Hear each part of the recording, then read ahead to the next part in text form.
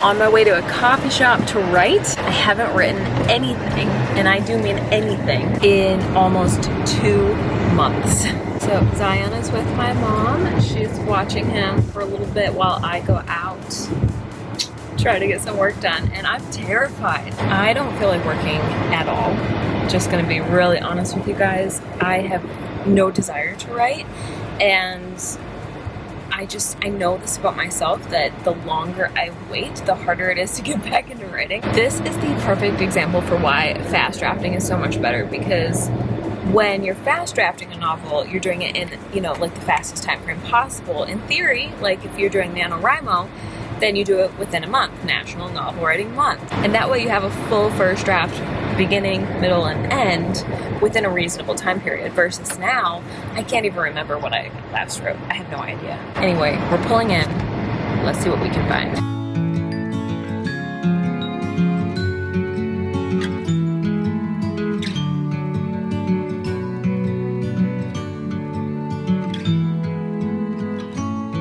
I've been down, I've been everywhere, but I'm alright now, I'm alright. I nearly drowned in my own despair. I did it! It feels good to say I actually wrote today. And let me just check my phone, because I already forgot how much I wrote. It was 800 something. In case you don't know, I always email myself the manuscript at the end of each session, so that just in case anything ever happened to my computer, I have my latest stuff. So I wrote 835 words for about an hour. I forgot what time I actually got there, but something around an hour. And then my total is including all the outlining stuff that I have written in there, plus the front and back matter. But currently in that document, there's 15,247 words. That's exciting. P.S. I filmed in the coffee shop for you. Just so awkward. I did it for you, so I hope you appreciate it.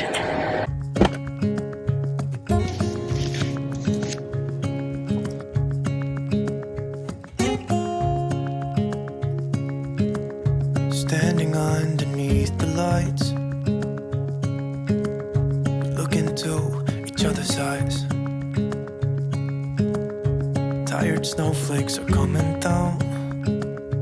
Collapse into. I am getting ready to go for a walk, and I wanted to report that I did end up writing. Let me double check. I gotta go look at my phone. 1 second. 710 words in about 45 minutes, and my total is now just a few words short of 16,000. So now I'm very excited to take Zion for a walk. I'm about to go grab him from his dad, who's watching him outside. I wanted to say something else and I can't remember what it is. Ugh, baby brain is so real. Or mom brain, I guess it is now, right? Hold on 1 second. Oh yeah, okay. So I was thinking to myself, I am writing less words a day now than I used to. I was, with book 2, I was like 1,000-ish a day, and now it seemed to be like maxing out at 700, maybe 800 tops. So I was gonna do the math and be like, okay, how long would it take me to write a book? Let's find out. I already have, like I said, about 16,000. So let's say I wanna do, I don't know, at least 15,000 more words, right? Let's divide that by 700. 21 more days. Hey Penny. 21 days when I have already written for 14 days means I would finish this book in about 35 days, which is fine, but it's not the 27 days I set out to do. So we'll see. We'll see if this happens or if I start writing faster. I have no idea. But this is why I love tracking, because at least I can kind of get an estimate, like, okay, maybe I should adjust my plans a little bit because it's looking like I'm gonna be slower than I thought. Hear the words I say. Close your eyes and let us fade away. I went to Caribou again today while my mom watched Zion, and I ended up writing 698 words, probably about an hour and a half total. And I definitely was like, I have no idea what's happening next, but it was fun. What I wrote was fun. I feel like I'm having a lot of fun with these characters, but I can only write a short bit before I'm like, I have no idea what they're doing. I need a break.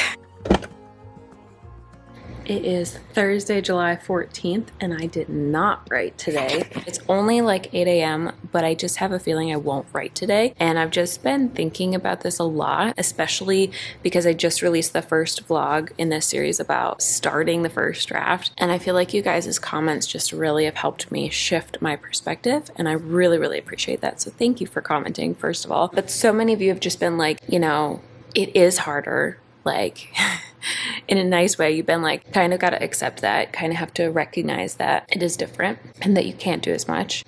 Like, I know that, but I always wanted to find some sort of magical workaround, and there isn't one. I know that. So the past couple weeks probably now, I've been just thinking like, what can I let go? What can I let go? And I just have such a tight hold on everything. Like, I definitely am not going to let go of being a mom. Like, I love it. With YouTube videos, let me show you. So right now, just released part 1, so that one's done.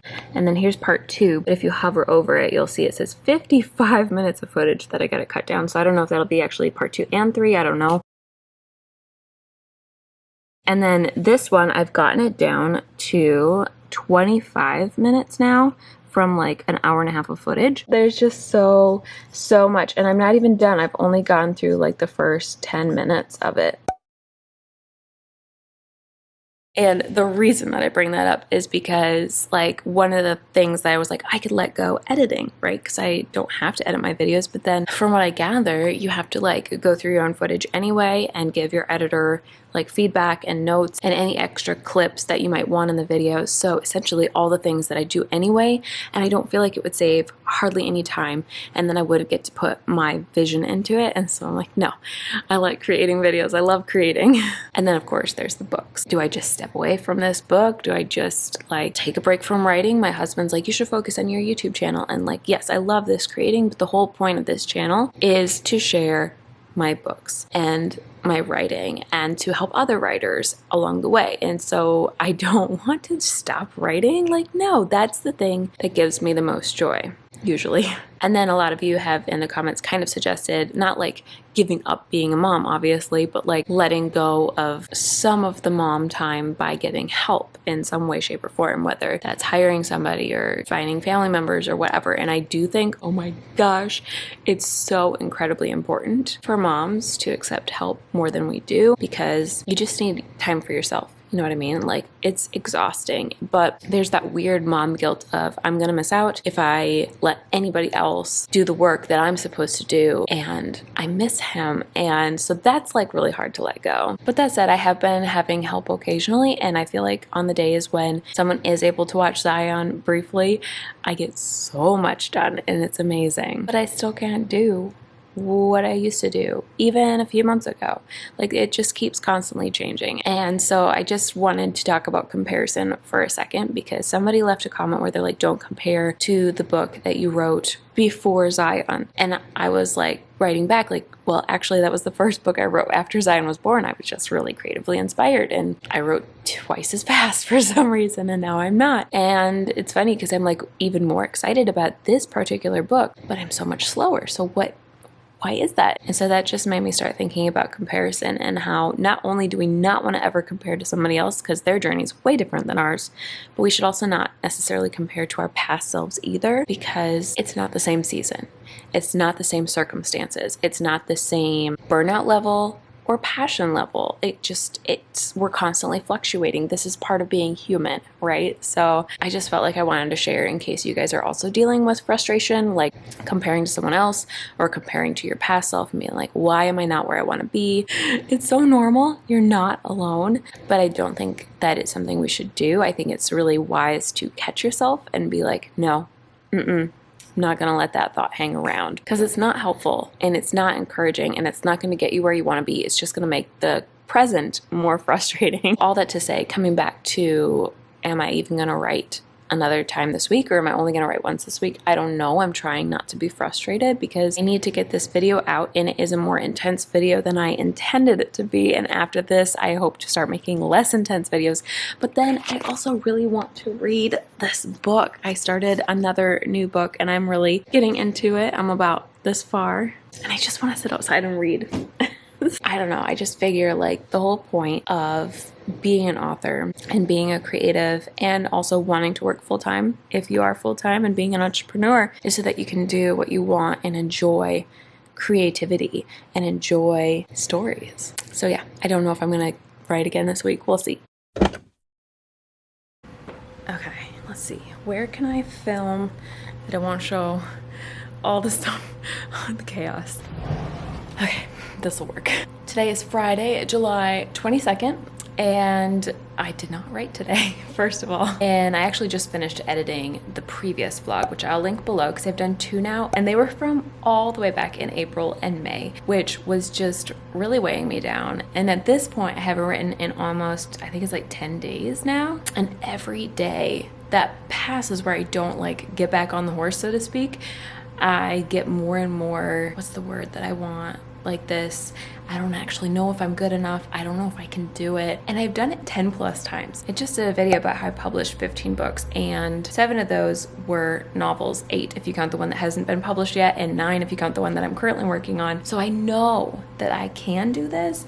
And yet here I am with what I finally realized today is imposter syndrome all over again. So I decided to turn on the camera, even though I don't know if I'm gonna work on this story, but because I want to kind of document what I'm doing to deal with imposter syndrome. So the first thing that I did was try to get myself motivated again by creating deadlines. I did one of my favorite things in publishing, which is I went to the store and got a big white poster board, these cheap things like $1. I grabbed my sticky notes and my markers and I just got to planning. On the one side, I decided to make a to-do list for all 3 books because I do need to focus on one book at a time, but I also am like juggling all 3 in my head. So I just needed to get that all out onto paper and make sure I wasn't missing anything.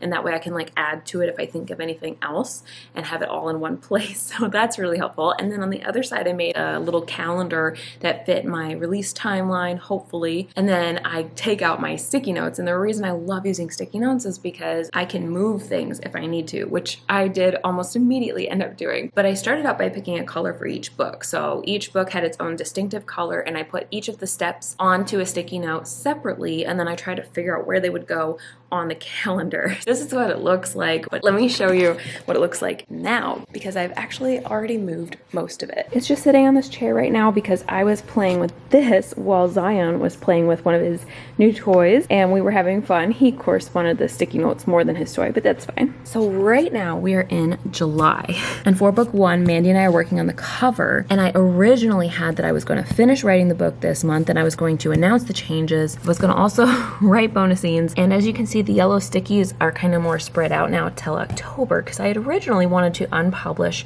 book 1 and publish the second edition of book 1 with the new cover much sooner, but I just realized, you know what, for right now I need to give myself a stretch goal. If I end up being able to do it sooner, awesome. But this is why it's so helpful to have all of the stickies on here, because when I publish book 1, I want to be able to also immediately go and announce book 2 and have a cover reveal and put that up for pre-order. And so that needs to be close to done. And my whole promise to myself as I go into this new season of publishing as a mama is that I do not want to rush anything. And so I'm like, okay, well, you know what? This is going to be my goal release month. It could happen sooner, probably not in August, maybe September, or I might end up pushing it out. And that's why the sticky notes are amazing. But I just want to make sure, like I've said in other videos, that I get the other 2 books quite a bit more done so that I'm not under a ton of pressure once I do start releasing, because I do want to do kind of a more rapid release, maybe every 3 months or something like that. That's the first thing that I did to help me with that feeling of, I don't know if I can do this,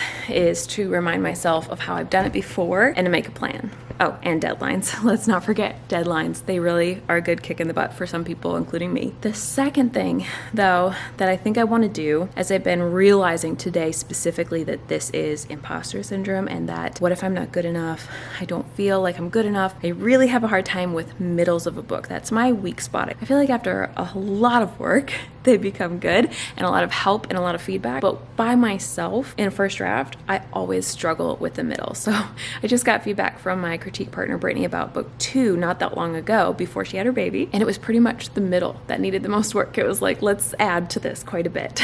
So I think I accidentally let that sit in the back of my mind. And now I just can't seem to get it out that I'm not good at writing middles. And I know that it's just a first draft. It doesn't have to be perfect. And I will edit it and the middle will become amazing. writing. The reason that I'm not as good at them is partially because I'm just really excited about beginnings and endings. They're always really fun to write, but then also I think it's because it's such a big act. Act 1 is much shorter and Act 3 is much shorter, but Act 2 is this huge beast with the fun and games beat that leads up to the midpoint, which I usually know my midpoint really well. And then the bad guys, the close in, which comes after, is also a really huge beat. And that's usually one that I struggle with a little bit as well. So partially I need to just let go of perfectionism. I'm going to put that as step 3. I think it could help me to do something that's less overwhelming, I guess. And so that is a different kind of writing. So I'm trying to decide which one I want to do. The first one is I could write the blurbs, aka the description on the back of the book, for book 2 and book 3. And that's a very short thing. So that's what I'm leaning towards right now, because I feel like that would allow me to feel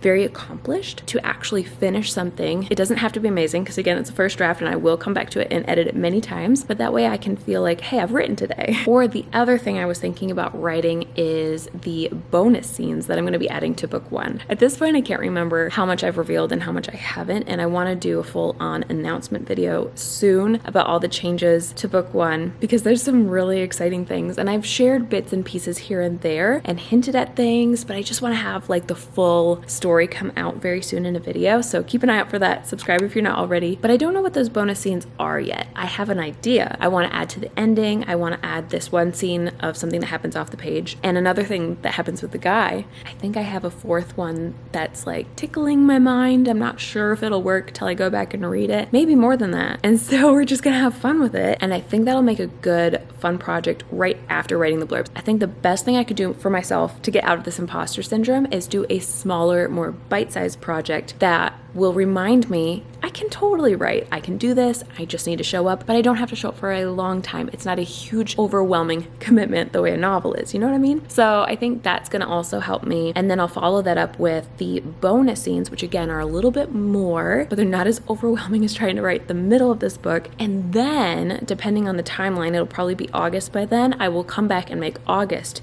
the month that I finish writing this dang book. And I swear I'm going to do it. And by that point, what I'm hoping is that I will kind of have rebuilt my writing muscle, because I totally fell off the wagon or the horse or whatever object you want to say. I have just fallen and I can't get up. So I think these little strategies are going to help me get back to writing in a more manageable way. And then when I come back to the book officially in August, I want to be more dedicated and make it a priority so that I can finish, because as you've seen from my last 2 vlogs and the huge break I took in the middle, this break not only made me forget some of what's happened in the story, but it's also given me this weird imposter syndrome and this difficulty getting back into the story. So there's some really good advantages to fast drafting, aka writing the novel as fast as possible in as many consecutive days in order as possible, because it really just helps you mentally in every way. Anyway, enough rambling. I'm gonna go and try to write a blurb, I think. Let's do it.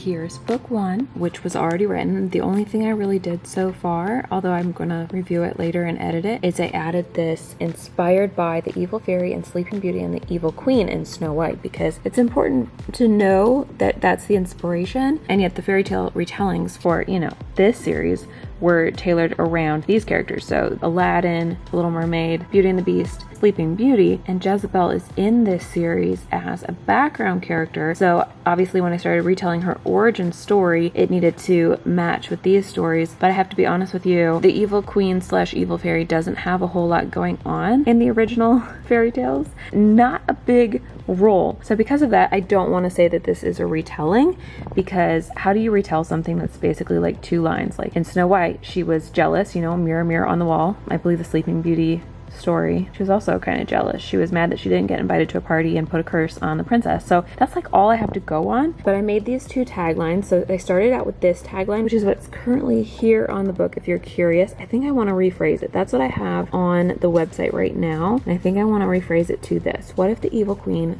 was just an innocent but powerful Ginny girl who was betrayed. But then this was way too long for the cover. I'm gonna give you a tiny sneak peek of the work in progress. So this was that line on the cover, but honestly, it was just too much. So that led to attempting to shorten it, and this is what I have so far. I don't know if it says a whole lot, but a tagline really isn't supposed to say a whole lot. It's supposed to be short and just make you ask a question. So like, what happened when she got betrayed, I guess. All right, now spoilers ahead. Skip to, you know, this number if you don't want to see, but I'm gonna show you a sneak peek at my rough drafts. That's book 2 and this is book 3. And you can pause to read the rough drafts if you want, but I would recommend not doing that if you haven't read The Secret Gift yet.